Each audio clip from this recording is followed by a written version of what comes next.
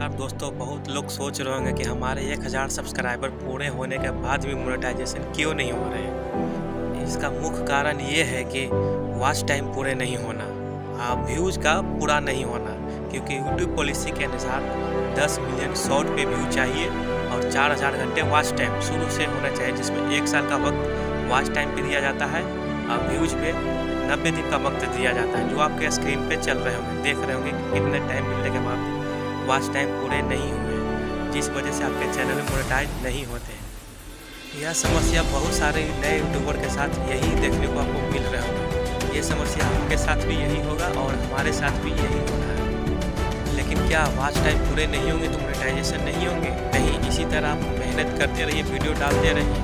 आपको जो जितने समय दिए गए हैं कभी न कभी तो मोनेटाइजेशन होना ही है, इसलिए आप वीडियो लगातार डालते रहिए। कभी मिस मत कीजिए, एक वीडियो कहीं का वो आप खुद डाल सकते हैं, बता सकते हैं अपने मोबाइल से। जरूरी है कि अपने कैमरे की आवश्यकता वायरल होने के बाद वीडियो अच्छे होने में वायरल होगा, इसलिए आप वीडियो लगातार बनाइए। 15 सेकंड का हो, 1 मिनट का हो, 30 सेकंड का हो, जो भी हो बनाइए, खुद मेहनत से।